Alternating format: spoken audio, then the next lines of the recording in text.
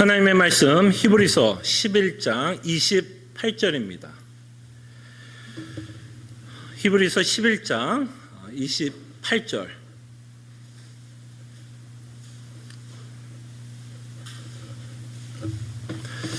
하나님의 말씀이 이러합니다.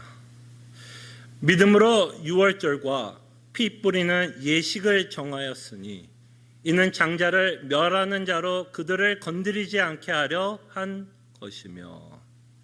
아멘. 우리가 잘 아는 것처럼 이스라엘 역사 가운데서 어쩌면 가장 중요한 사건이 있다면 출애굽 사건이 아닐까 생각을 합니다. 그죠? 출애굽 사건만큼 이스라엘 역사에서 진짜 가장 중요한 사건이라 생각을 합니다. 이 출애굽을 통해서 하나님은 이스라엘을 애굽에서 해방을 시킵니다. 노예였던 이스라엘을 애굽에서 독립을 시키는 사건입니다. 그래서 구약의 역사를 보면 끊임없이 이스라엘 민족이 하나님께 불만과 불평을 할 때, 그들이 하나님께서 베풀어 주신 은혜를 잊어버릴 때마다 끊임없이 상기시키고 있는 사건이 있다면 바로 출애굽 사건을 통해서 내가 너희들에게 얼마나 많은 은혜를 베풀었는지를 다시 한번 상기시킵니다. 그래서 이스라엘 민족에게는 정말 이 출애굽 사건만큼 하나님의 은혜를 보여주는 사건도 없고 그들의 역사 가운데 가장 중요한 사건이라는 것을 보게 됩니다. 근데 여러분 이거 아십니까? 출애굽 사건은 이스라엘보다 믿는 우리에게 더 중요한 사건입니다. 출애굽 사건은요, 이스라엘보다 예수 그리스도를 믿는 여러분과 저에게 더 중요한 역사적인 사건입니다. 왜냐하면 출애굽 사건은 이스라엘의 역사적인 해방의 사건이 아니라 사실은 이 출애굽은 하나님이 예수님을 통해서 우리에게 주실 구원을 준비하고 있는 사건이기 때문입니다. 이걸 놓치시면 안 돼요. 이 출애굽은 이스라엘의 사건이 아니라 여러분과 저희들의 사건입니다. 그리스도를 준비하고 있는 사건입니다. 그래서 이 출애굽 사건은 예수 그리스도의 복음을 예표하는 사건이에요. 그래서 구약을 통해서 끊임없이 하나님의 은혜를 상기시킬 때 출애굽을 가지고 상기시켰던 것처럼 신약을 통해서도 이 출애굽의 사건을 통해서 예수 그리스도의 구원과 예수 그리스도의 복음을 설명하게 됩니다. 그렇기 때문에 이 출애굽 사건은 이스라엘의 사건이 아니라 여러분과 우리를 위한 하나님께서 정하신 사건이라는 것을 보게 됩니다.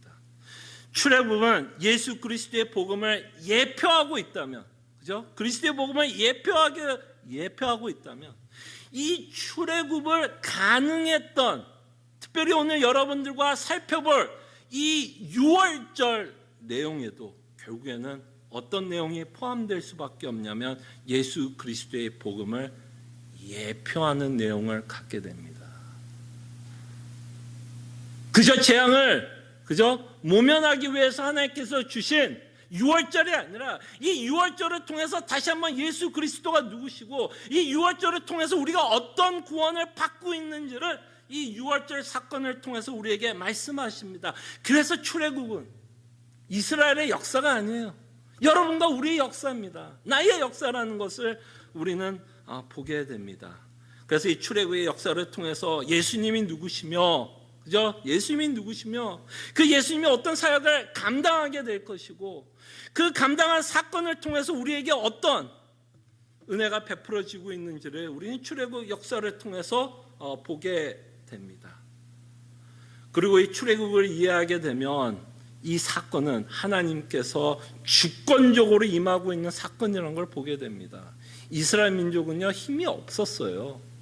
여러분들 출애굽기 1장과 2장을 읽어보시면 이 이스라엘은요 스스로 자신의 힘으로 해방을 가지고 올 수 있는 민족이 아니었습니다. 그저 절망과 실망 가운데 그저 노예로서 400년을 살 수밖에 없었던 민족이었습니다. 그래서 그들이 출애굽을 할 수 있었다면 그것은 전적인 하나님의 은혜라는 것을 우리에게 설명합니다. 그럴 때 여러분 참 하나님의 열심을 한번 보셨으면 좋겠어요. 지금 역사 하나를 하나님이 구원을 이루시기 위해서 그 역사를 지금 주도하고 있습니다. 이거는 그냥 정치적으로 그냥 어떤 한 민족이 나라에서 해방되었다 이런 정치적인 얘기가 아니에요. 경제적인 이야기가 아닙니다. 이거는 정말 하나님의 열심이 들어있는 사건입니다. 그래서 우리는 이해해야 돼요. 이 출애굽을 시키기 위한 하나님의 열심과 하나님은 왜 이런 출애굽을 역사하고 있는지, 왜 이런 역사를 주도하고 있는지, 그가 무엇을 이루시려고 하는지를 우리는 관심 있게 봐야 됩니다. 한 나라의 해방을 위해서 이 역사를 만들어가는 게 아니라 하나님은 이 역사를 통해서 자신이 계획했던 구원을 이루시기 위해서 이 출애굽 전체 이 스토리를 만들어갑니다. 그렇다면 하나님은 이 한 나라의 어떤 나라에서 독립을 위해서 이것을 준비하는 것이 아니라 우리의 구원을 설명하기 위해서 이 역사를 주도하고 있다면 우리가 어디에 신경을 써야 되고 무엇을 소중하게 여겨야 될까요? 우리의 구원을 설명하기 위해서 예수 그리스도를 준비하기 위해서 이 출애굽을 주도하고 있다면 여러분과 제 인생 가운데서 무엇을 소중하게 여겨야 될까요? 무엇을 가치 있게 여겨야 될까요? 그것은 바로 예수 그리스도의 복음 아니겠습니까? 예. 하나님이 무엇을 이루시려고 하는지를 우리는 출애굽을 통해서 보게 됩니다. 그래서 정말 하나님의 위대하심은 이 역사를 주관하시면서 우리의 구원을 준비하고 예수 그리스도를 준비하고 있다는 것을 통해서 다시 한번 하나님의 위대함을 보게 되고 우리의 시선이, 우리의 관심이 우리가 무엇을 소중하게 여겨야 할지를 우리는 다시 한번 이 출애굽 사건을 통해서 깨닫게 됩니다. 자, 그럴 때 좀 전에 제가 말씀드린 것처럼 이 출애굽을 가능하게 하게 한 마지막 사건이 있습니다. 그것을 우리는 유월절이라고 부르고 하나님은 이것을 예식으로 절기로 정하십니다. 그럴 때 이 유월절 사건은 전적으로 하나님의 주권 아래에서 일어나고 있는 사건입니다. 그래서 오늘 본문에 보시면 히브리서는 이 말을 합니다.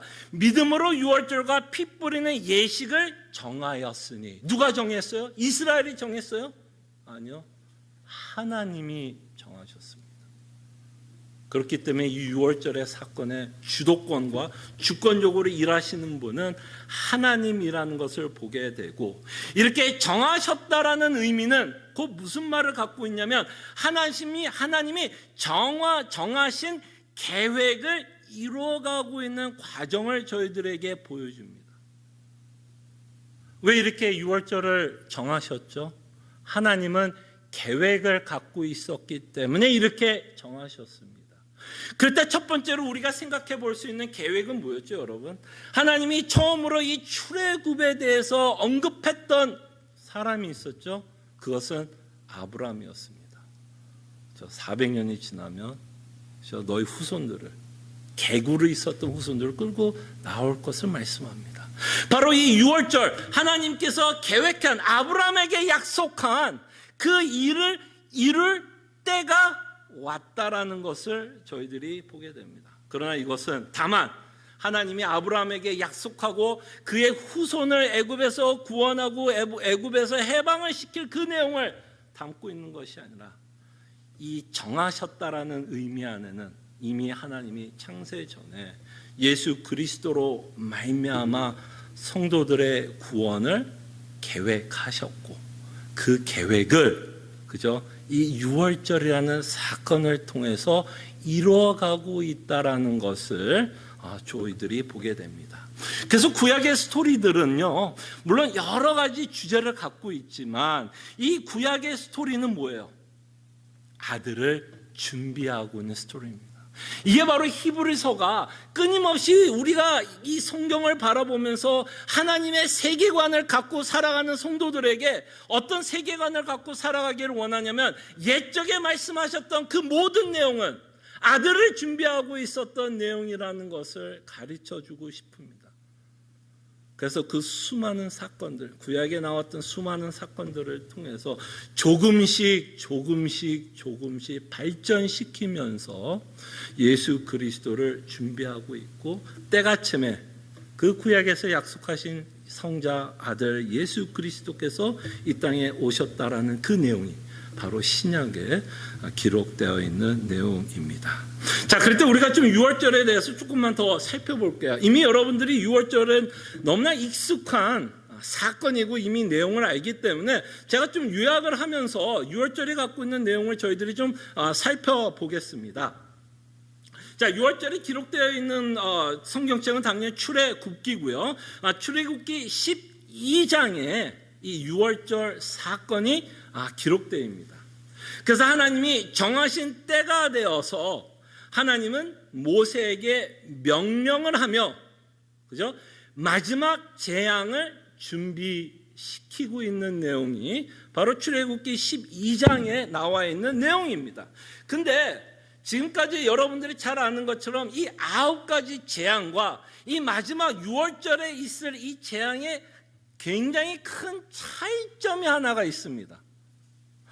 어떤 차이점이 있냐면, 이 마지막 유월절에 있을 재앙이, 이제 유월절에 재앙이 올 건데, 이 재앙에 대해서 하나님이 이스라엘 민족을 준비시키십니다. 뭔가를 준비시켜요. 뭔가를 대비하게 합니다. 그죠?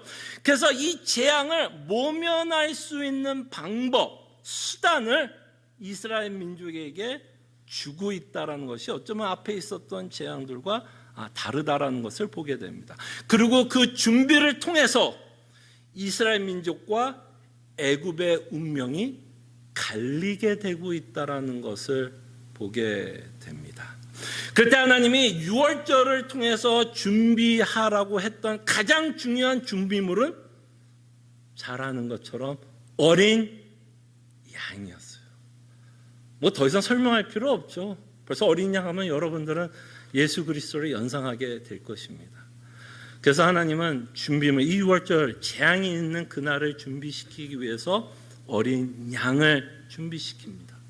그리고 그 어린 양을 어떤 식으로 준비할 것을 굉장히 상세하게 설명을 합니다. 그죠? 그리고 이 어린 양의 자격에 관해서도 설명을 합니다. 그냥 아무 어린 양이나 네가 갖고 싶은 어린 양을, 그죠? 가져오라고 얘기하지 않고 하나님은 구체적으로 어린 양을 준비시키게 합니다. 그 중에 여러분 잘 아는 것처럼 흠이 없는 숫양을 준비할 것을 말합니다. 흠이 없다라는 것을 통해서 다시 한번 흠이 없으신 예수 그리스도, 죄가 없으신 예수 그리스도를, 이미 어린 양의 조건들을 보면서 우리는 그리스도를 연상하게 됩니다. 그러면서 우리가 가장 관심을 갖고 싶은 건 하나님이 이 어린 양을 준비시키면서 14일 후에 있을 일에 대해서 우리는 관심을 가져야 합니다. 14일 후에 어린 양을 어떻게 할 것을 말씀하냐면, 어린 양을 죽이고, 그죠? 그 피를 문설제와 임방에 칠할 것을 요구합니다. 그리고 곧바로 출애굽을 하게 될 것이기 때문에 그때 이스라엘 민족이 떠날 차비를 하게 합니다. 그죠? 떠날 준비를 하게 하십니다. 자, 그럴 때 우리가 관심을 갖고 싶은 것은 이 내용이죠. 어린 양의 피를 문설주에 바르라는 것입니다. 이렇게 피를 바른 날 밤에 어떤 일이 있을 것을 말씀하고 있죠. 12절에 보면 내가 그 밤에 애굽 땅에 두루 다니며 사람이나 짐승을 막론하고 애굽 땅에 있는 모든 처음 난 것을 다 치고 애굽의 모든 신을 내가 심판하리라. 나는 여호와라. 저는 이 말의 가장 중요한 말은 그 앞에 하나님이 무엇을 할 거에 대한 관심도 가져야 되지만 저는 여기서 가장 중요한 말은 이 말인 것 같아요. 나는 여호와라. 나는 여호와라. 누구예요? 이 천지를 지으신 전능하시며 만군의 하나님이시다. 그리고 그는 만군의 하나님이기 때문에 그가 계획했던 일은 반드시 이루어진다라는 의미가 이 안에 있다라는 것을 보게 되고, 나는 여호와라고 말씀하면서 하나님의 무슨 의미가 이 안에 있냐면 하나님의 주권적인 의지를 말씀합니다. 이렇게 할 것이다. 나는 반드시 이렇게 할 것이다 라고 말씀하고 있다라는 것을 보게 됩니다. 그럴 때 우리가 이 유월절의 사건에 우리가 놓치지 말아야 할 것이 있습니다. 우리가 유월절하면 많은 경우에 어디에 굉장히 많이 좀 포커스를 두고 우리가 생각하냐면 이 유월절 사건을 통해서 이스라엘 민족이 해방을 얻었다라는 거에 많은 포커스를 두고 유월절을 생각합니다. 그것이 틀린 포커스는 아닙니다. 당연히 유월절을 통해서 이스라엘 민족이 해방을 얻는 건 맞습니다. 근데 우리가 그 해방을 생각하기 전에 이 유월절이 갖고 있는 진정한 의미는 사실은 하나님의 심판에 있습니다. 이걸 놓치시면 안 돼요. 하나님 유월절을 통해서 이스라엘 민족을 해방시켰네? 맞습니다. 그게 틀렸다는 얘기는 아니에요. 그러나 그 전에 유월절이 우리에게 먼저 말씀하고 싶은 내용은 뭐냐면 하나님의 심판이라는 거예요. 바로 12절 나와 있는 하나님의 심판이 있을 것이기 때문에 무엇을 준비하라는 거예요? 어린 양을 준비하라는 거죠. 만약에 하나님의 심판이 없다라면 굳이 이 어린 양을 준비할 필요가 없는 거죠. 그래서 우리는 사실 어린 양을 생각하기 전에 우리는 하나님의 심판을 먼저 생각해야 됩니다. 이거는 정말 노아의 스토리와도 다르지 않는 이야기예요. 여러분 노아의 스토리 아시죠? 하나님께서 왜 방주를 준비시킵니까? 심판이 있을 것이기 때문에 방주를 준비시키십니다. 그래서 우리는 노아의 방주를 생각할 때 그 가족들이 그 방주로 인해서 구원을 받았다라는 초점이 있지만 우리는 그 초점에 맞추기 전에 우리가 먼저 초점을 맞춰야 되는 건 하나님의 심판이 있을 것이기 때문에 방주를 준비하라는 내용을 잊지 말아야 됩니다. 그래서 애굽에 하나님의 심판이 있을 것이기 때문에 하나님은 어린 양을 준비하라는 것이고, 이 유월절의 메시지는 우리가 놓치지 말아야 될 것은 하나님의 심판을 먼저 생각해야 됩니다. 그때 여러분 이것도 놓치면 안 돼요. 죽음의 사자는 애굽의 집뿐 아니라 이스라엘의 집에도 방문을 했습니다. 그죠? 죽음의 사자가 이렇게 돌아다니면서 이거는 이스라엘 집이네 하고 넘어가지 않았어요. 다 방문했어요. 이렇게 이스라엘 집을 방문했다라는 의미는 이 이스라엘도 사실은 무엇의 대상이라고 말할 수 있을까요? 심판의 대상이었다라고 우리는 생각할 수 있습니다. 이스라엘 민족도 심판의 대상이었어요. 근데 그들이 심판을 받지 않았던 이유가 있다면 딱 하나죠. 어린 양 때문이었습니다. 그래서 여러분 유월이라는 말 참 어려운 말인 것 같아요. 저도 이거 유월 하면 좀 마음에 와닿지는 않는데 성경의 13절에 보면 유월이라는 말이 이렇게 표현하죠. 넘어간다. 그리고 저는 이 유월이라는 말보다 영어가 훨씬 더 와닿대요. 제가 영어를 잘해서가 아니라 영어를 뭐라 부르죠? pass over. 지나가고 넘어갔다라는 의미죠. 그때 뭐가 지나가고 넘어가는 거예요? 이스라엘 민족에게 뭐가 지나가고 넘어간 거예요? 그렇죠. 심판이 지나가고 넘어갔다라는 거죠. 그 말의 전제는 뭘까요? 어린 양이 없었다면 이들도 똑같이 심판을 받아야 된다라는 대상이라는 것을 우리는 알게 되고, 그래서 하나님은 이 어린 양을 이스라엘 민족에게 준비시키라는 것을 우리는 알게 됩니다. 이 어린 양이 없었다라면 애국과 같이 이스라엘 민족도 심판을 받아야 된다라는 것을 보게 됩니다. 그래서 우리는 이 유월절의 사건을 통해서 두 가지의 메시지가 공존하고 있다는 것을 보게 됩니다. 하나는 가장 중요한 심판의 내용이 있지만 또 은혜의 내용도 함께 공존합니다. 심판과 함께 하나님은, 그죠?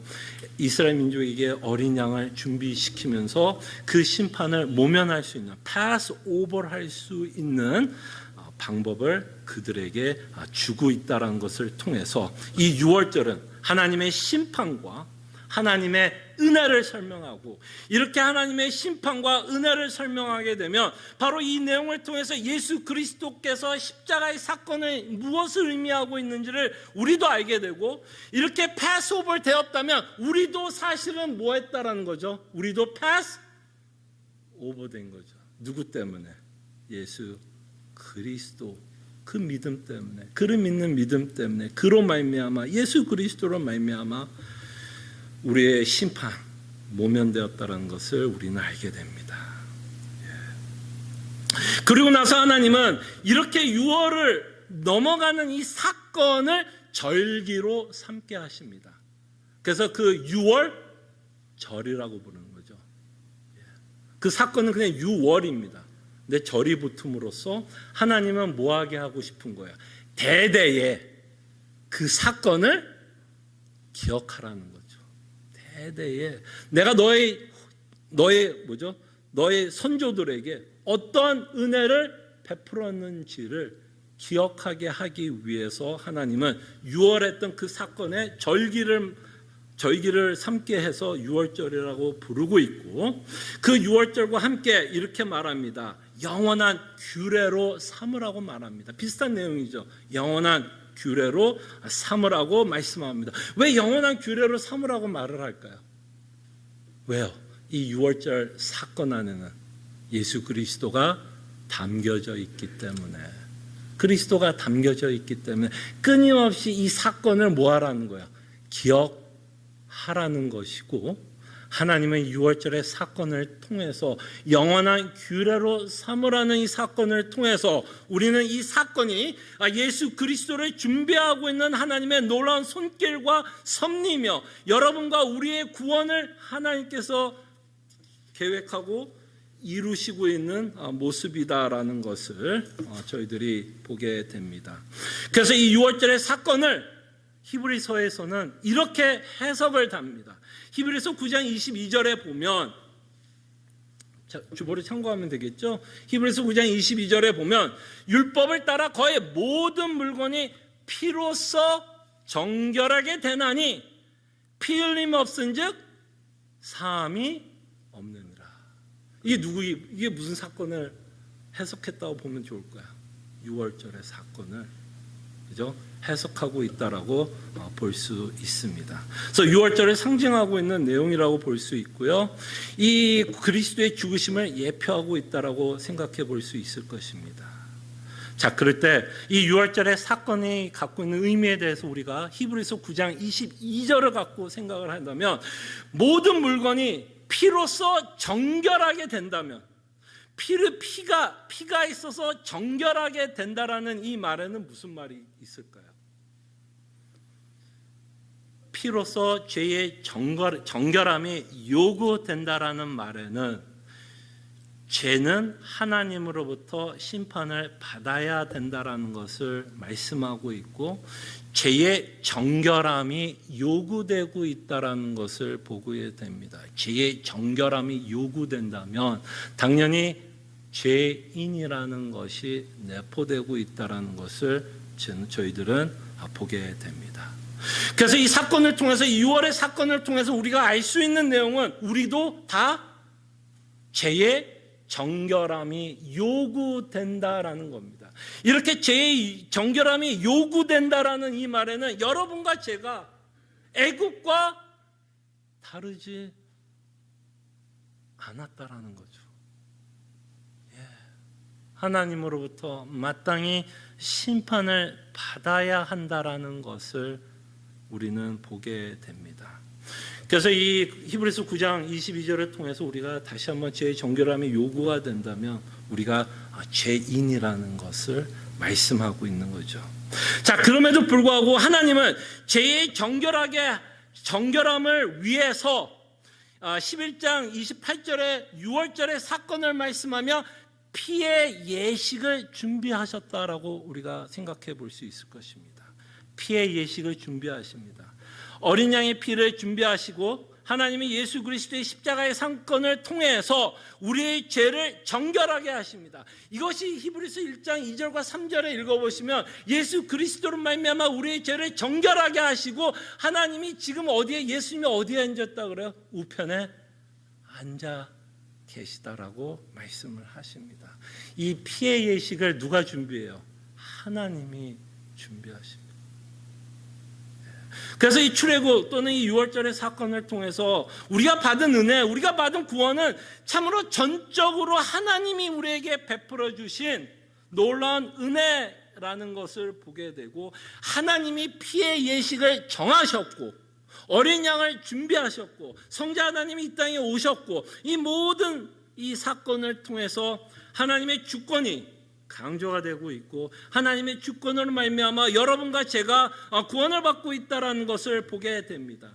이렇게 죄가 피로써 정결하게 된다는 이 내용에서는 또다시 하나님의 거룩하시고 공의로운 하나님인 것을 우리에게 보여줍니다. 죄는 반드시 심판을 받아야 되고 죄가 정결하게 되기 위해서는 반드시 피의 대가가 있어야 한다는 것을 우리가 보면서 하나님의 공의로우심과 하나님의 거룩하심을 보게 되지만, 다시 한번 하나님이 이 피의 예식을 정하고 있고 준비시키며 어린 양을 우리에게 허락하고 있는 것을 통해서 우리는 다시 한번 하나님의 사랑을 저희들은 다시 한번 보게 되고, 여러분과 제가 하나님의 심판에서 모면하는 하나님의 은혜를 받게 됩니다. 그래서 6월절은 다시 한번 우리가 숨을 곳이 있다면 예수님밖에 없다라는 것을 우리에게 말씀합니다. 예수님밖에 없습니다. 예수님을 떠나서는 하나님으로부터 심판을 받을 수밖에 없는 것이고, 우리가 구원을 받고 있다면 이 모든 영광 하나님께 돌려야 될 것이고 하나님의 은혜였다라는 것을 저희들이 보게 됩니다. 근데 이 6월절의 사건은 또 놀라운 사건을 우리에게 보여줍니다. 이 6월절의 사건은 드디어 이스라엘 민족이 출애굽하는 사건이기도 하지만 이제는 이것이 하나님의 나라의 어떤 시가 되고 있다는 것, 하나님의 나라의 백성이 되고 있는 모습을 우리에게 보여줍니다.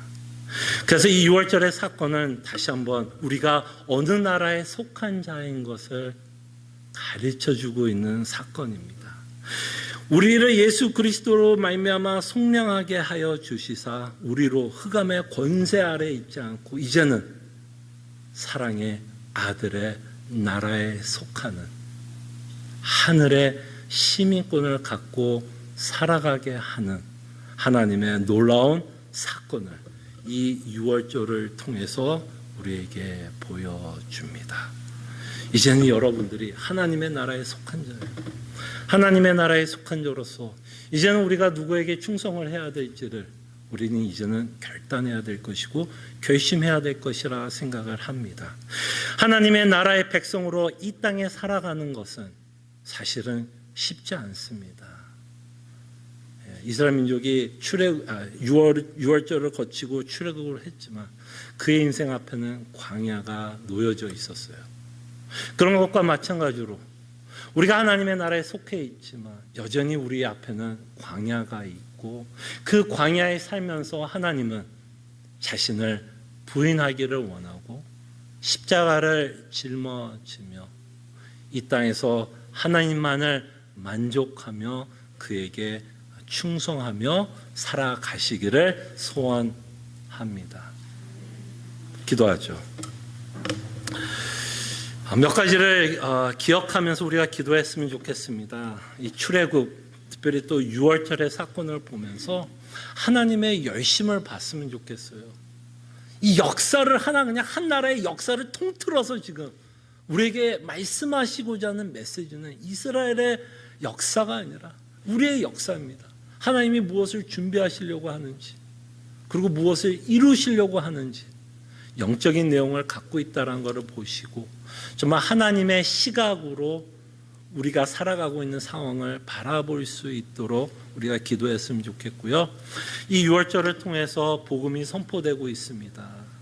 이 복음을 믿을 수 있도록 우리가 심판을 받지 않는 유일한 이유는 어린 양 대신 예수 그리스도로 말미암아 우리의 심판을 받지 않는다는 것, 이것을 믿을 수 있도록, 그리고 이 믿음이 이 세상이 줄 수 없는 가장 큰 기쁨이요 평안이요, 이 세상이 줄 수 없는 가장 큰 위로라는 것을 믿을 수 있도록, 그리고 마지막으로 우리가 하나님의 나라의 백성으로서 백성답게 하나님에게만 충성하며 살아갈 수 있도록 저희들이 함께 기도했으면 합니다. 기도하죠.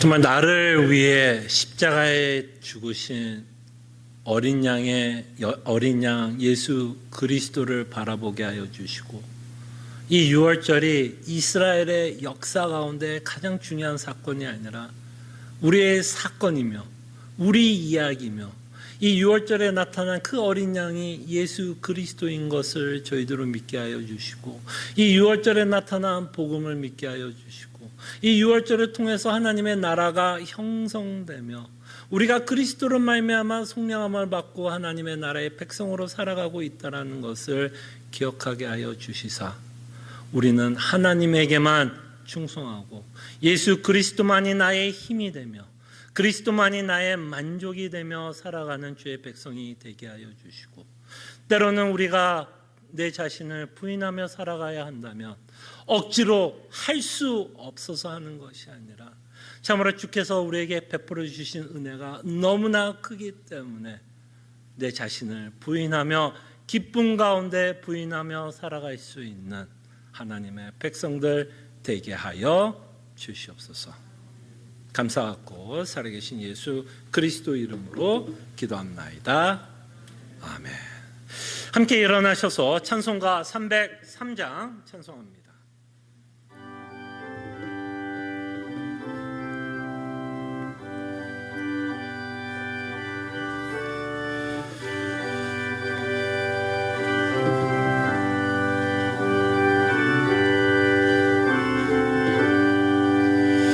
날 위하여 십자가에 중한 고통 받으사 대신 죽은 주 예수의 사랑하신 은혜여, 보배로운 피를 흘려 영영 죽을 죄의 손 구속함을 받은 우리 어찌 찬양 안 할까. 예수 안에 있는 우리 한량없이 즐겁고 주 성령의 외로움이 마음속에 차도다. 천국 음악 소리 같은 은혜로운 그 말씀 끊임없이 듣는 우리 찬양 안 할까. 이 세상의 모진 풍파 쉬지 않고 불어도 주님 안에 보호받는 우리 마음 편하다. 늘 깨어서 기도하고 저 천국을 바라며 주님만을 기다리니 어찌 찬양 안 할까. 아멘. 하나님의 백성들이여, 하나님이 주시는 축복의 말씀, 위로의 말씀을 믿으시기를 바랍니다. 능히 너희를 보호하사 거침이 없게 하시고 너희를 그 영광 앞에 흠이 없이 기쁨으로 서게 하실 이 곧 우리 구주 홀로 하나이신 하나님께 우리 주 예수 그리스도로 말미암아 영광과 위엄과 권력과 권세가 영원전부터 이제와 영원토록 함께 있을지어다. 아멘.